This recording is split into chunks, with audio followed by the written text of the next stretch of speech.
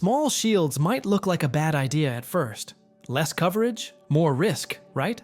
But in medieval Europe, small usually meant fast. As armor got better and fights got closer, warriors didn't always need a giant wall in front of them. They needed something light they could snap into position, protect the weapon hand, deflect a blade or spear point, and instantly open a path to strike back. So small shields weren't a downgrade. They were a practical choice for speed, control, and endurance, especially when the battle turned into tight, chaotic, up-close combat. Number 1. What small shield really means. In medieval Europe, small shield doesn't mean useless shield. It means a shield that's meant to be moved fast and used actively, not a big wall you hide behind. The common small types show up in different centuries and settings. A classic one is the buckler, usually a small round shield with a metal boss in the center and a handle behind it, designed for quick control in close fighting. You also see smaller round shields in some regions, and later medieval hand shields and targets that are still compact compared to earlier battlefield shields. That matters because people often compare the wrong things. A large shield like an early medieval kite shield, or later a pavis used by crossbowmen, is a specialized tool for specific problems. Heavy missile fire, formation fighting, or covering a large portion of the body for troops with less armor. A small shield, on the other hand, is often chosen by fighters who already have some protection from armor, or who need one hand free for a weapon, a rein, or a secondary tool. Shield size also depends on how it's carried. Some shields are strapped to the forearm with multiple straps, which makes them stable but less snappy. Others are center gripped, meaning the hand holds a bar behind the boss so the shield can rotate and redirect quickly. That grip style naturally favors smaller shields, because a big center-gripped shield gets tiring fast and becomes harder to control precisely. And one more point that clears up a lot of confusion. Medieval soldiers didn't always pick one loadout and keep it forever. The same person might use a larger shield in one context and a smaller one in another. A man-at-arms could carry a bigger shield for a mounted charge or a battlefield situation where missiles were a major threat, then switch to something smaller, or no shield at all, when fighting on foot with different weapons. So the question isn't, why would anyone choose less protection? It's, what job did the shield need to do in that moment? Because shield size is basically a decision about priorities: coverage versus speed, endurance, and freedom of movement. Number 2. Armor changed the job of the shield. If you look at early medieval Europe, big shields make immediate sense. Armor was often limited, maybe a helmet, maybe a mail shirt if you were wealthy, and a lot of exposed limbs. A larger shield could cover a huge amount of your body and compensate for what you weren't wearing. But as the Middle Ages move forward, especially into the high and late medieval periods, armor improves and spreads more widely among professional fighters. Mail gets better, padding gets more refined, plate protection grows piece by piece, and by the late medieval period, you can have a man-at-arms with very strong coverage on the torso and increasingly on the limbs. Once armor is doing more of the passive protection job, the shield doesn't have to be a moving piece of architecture. It can become a smaller, faster tool used to manage the most dangerous angles and the most exposed gaps. And those gaps are real, even with good armor. Joints, the inside of the elbow, the armpit area, the visor opening, the side of the neck, the hand and wrist when you extend a weapon. These are the places that can't be covered by solid plate without locking the body up. A small shield doesn't need to cover your whole chest if your chest is already armored. It needs to deny the opponent clean access to those openings, disrupt their line of attack, and give you safer entries to strike back. This is one reason small shields stay relevant even when armor gets strong. The shield becomes less about soaking a hit, and more about controlling contact and timing. It can help you avoid getting shoved off balance. It can keep a weapon from sliding into a gap, and it can protect the weapon hand when you're working at close range. Also, big shields can actually clash with certain armor setups. Once you're wearing bulkier shoulder protection, or you're fighting in a helmet with a restricted view, a giant shield can block your own movement and sight lines. A smaller shield is easier to keep alive in front of you without constantly getting in your way. Another overlooked detail is that armor changes what kinds of hits are realistic. Against a well-armored opponent, the goal often shifts from cutting to thrusting, grappling, and targeting openings. That kind of fighting happens closer and faster, and a compact shield is easier to use in tight distance without feeling like you're carrying a door. So in a lot of medieval contexts, small shields aren't a downgrade. They're a sign that armor is taking over the broad coverage role, while the shield becomes a precision tool for the moment-to-moment problem of staying safe while you attack. Number 3. Speed, fatigue, and space matter. People usually think about shields like they're just how much area is covered, but in real fighting, the shield has to arrive on time. A big shield might cover more if it's already in the right place, but if it's slow to move, it can still fail. A smaller shield accelerates faster, changes angle faster, and can be repositioned with less effort. That sounds simple, but it's a big deal over minutes, not seconds. Medieval combat, whether it's a battle, a skirmish, or a duel, doesn't reward the person who has one good defensive moment. It rewards the person who can keep doing it without their arm turning into dead weight. Shield work is tiring because it's not just holding weight, it's holding weight away from the body, then moving it repeatedly. A smaller shield reduces that strain, and that means you can keep your guard responsive longer. Space is another constant pressure. Medieval fighting isn't always done in an open field with perfect footing. Battle lines compress, men collide, formation edges fold, and suddenly you're in a knot of bodies where long, wide movements are hard. A big shield can become a problem when you can't swing it into position without hitting your own allies or getting it trapped. Small shields are easier to thread through tight spaces. They also play nicer with close-range weapons. If you're fighting with a sword in one hand, you need room for the sword to work, and you need the shield not to block your own line when you change from defense to attack. A compact shield can cover the dangerous line while your weapon hand stays free to do its job. On horseback, the space issue is different, but just as real.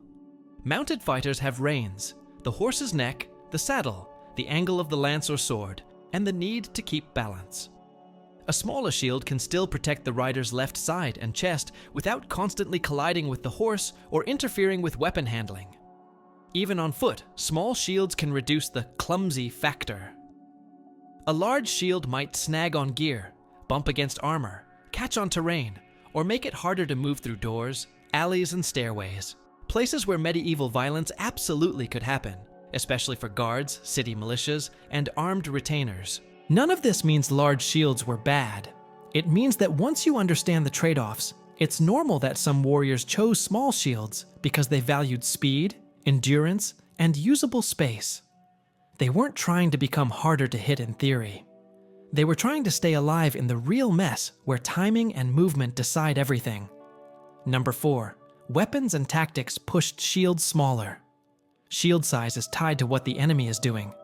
If you're facing lots of arrows or bolts, big shields are attractive, especially for troops without full armor. If you're facing a wall of spears, a big shield can help you survive the first contact. But medieval battlefields evolve. Polearms become extremely common for infantry because they're effective, relatively affordable, and dangerous even to armored men. Two-handed weapons, like certain axes, longswords used in two hands, and later polearms, shift how people fight. When a fighter commits to a two-handed weapon, they often give up the shield entirely because the weapon itself is part of their defense through reach, leverage, and control.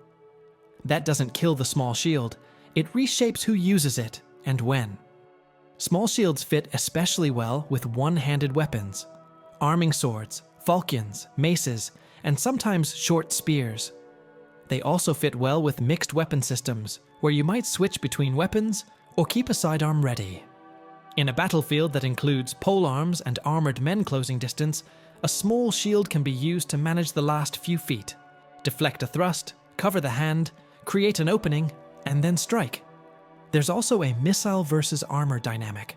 As armor improves, carrying a massive shield becomes less mandatory for elite fighters, but missiles don't go away. Instead, tactics change. You might rely on terrain, formations, and timing rather than every individual carrying maximum coverage. Specialized shields like pavises remain for certain troops, But for many fighters, the shield becomes more personal and more flexible. Another reason shields shrink is that certain large shield shapes were strongly linked to earlier fighting styles. Kite shields work well with certain mounted and infantry methods, and they offer a lot of leg coverage. But later armor makes that leg coverage less critical for the richest fighters. As heraldry develops and becomes part of knightly identity, you also see shield shapes that suit display and recognition, like the Hita-style shield, which is smaller than the kite, and still practical on horseback and on foot. But the Hita isn't small in the buckler sense. It's a medium battlefield shield. Then you have the truly small buckler, which becomes common in fencing contexts and in situations where you want maximum speed and hand protection without the bulk. And one more thing people miss: small shields can be a response to the threat of grappling. In very close fighting, a large shield can be seized, controlled, or used against you, especially if it has long edges that can be grabbed. A smaller shield is harder to trap and easier to retract. It can also be used offensively to bump, jam, or disrupt an opponent's weapon arm. Medieval combat is full of this kind of messy contact, especially once fighters are armored, and the fight naturally compresses. So as tactics shift toward close-range control, targeted thrusts, and wrestling at the edge of weapon range, small shields make more sense than people expect. They match a world where the fight is not just block big hit, but manage the line, win the position, and strike the opening. Number 5. How small shields were actually used. The biggest misunderstanding is imagining a small shield like a tiny wall that fails because it doesn't cover enough. That's not how it's supposed to work. A small shield is more like a moving guard that controls a specific lane of attack. With a buckler, for example, the idea is often to protect the hand and the center line while you actively meet the opponent's weapon, redirect it, and immediately threaten back. Instead of waiting for a hit, you interfere with the attack before it becomes dangerous. Medieval fight books and fencing traditions show this logic over and over. The shield and the weapon work as a pair. The shield doesn't replace footwork, it supports it. You step slightly offline, bring the buckler to the threat, and keep your sword ready to strike at the same time. That's why small shields can look too small to modern viewers. They aren't meant to sit still. They're meant to move constantly and stay close to the action. Small shields also let you do things a larger strapped shield makes awkward. A center-gripped buckler can rotate quickly, which makes it good for catching and sliding an incoming blade offline. It can also be used to press against the opponent's weapon, closing their options. Some bucklers have a pronounced boss that can take impact and also serve as a strong contact point for binds.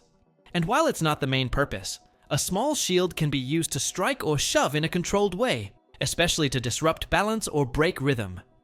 Another practical advantage is visibility. A huge shield can hide the opponent's hands and weapon movements. A smaller shield, kept in a smart position, can protect you without turning the fight into guesswork. That matters in close combat, where reading small cues, shoulder rotation, hand position, foot angle, helps you survive. Small shields also work well when you're using your weapon hand aggressively. If you're thrusting, cutting, and recovering quickly, you need the shield to be able to keep up without dragging behind. A compact shield can return to guard faster after contact. And there's a very specific point that shows up in real fighting logic. The hand is a major target. If your weapon hand gets injured or controlled, your offense collapses. A small shield placed well can protect the hand and wrist while still allowing full weapon movement. That's a big payoff for relatively little weight. In armored contexts, small shields can also help manage the opponent's point. Even if your torso is protected, you don't want a spear or sword point probing into joints or slipping into gaps. Meeting that point early, redirecting it, and controlling it for a moment is exactly what a small shield is good at. So when people ask why medieval warriors would risk using small shields, the answer is that these shields weren't chosen to be passive armor. They were chosen as active tools that fit the speed and range of the fighting style, and they were used in systems where movement, timing, and control mattered as much as raw coverage. Number 6. The practical reasons nobody talks about. Beyond tactics, there are boring, decisive reasons small shields show up a lot: cost, logistics, and daily carry. A large wooden shield is a bigger manufacturing job, needs more material, and is more annoying to transport. It's also more likely to warp or suffer damage just from travel and weather if it's not cared for. A smaller shield is easier to maintain, easier to replace, and easier to carry when you're not actively fighting. That last part is important because medieval soldiers didn't live in a permanent battle scene. They marched, guarded, traveled, and did long periods of waiting. Carrying a large shield everywhere is a tax on your body and your patience, and in many settings, it's simply impractical.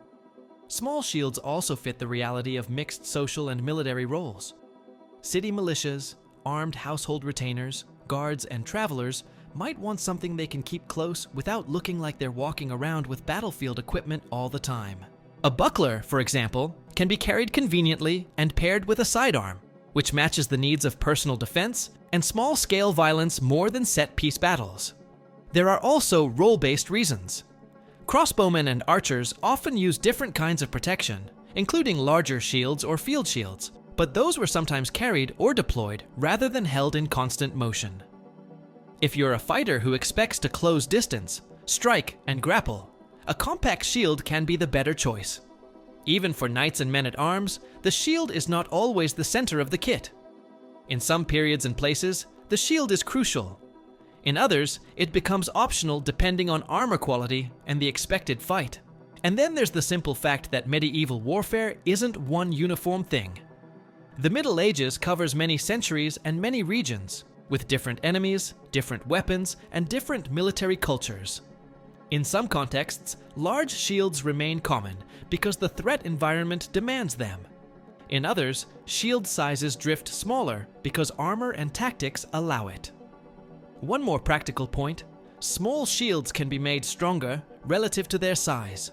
A buckler can be metal, which would be too heavy and expensive if scaled up to full body coverage. That gives it durability for repeated weapon contact.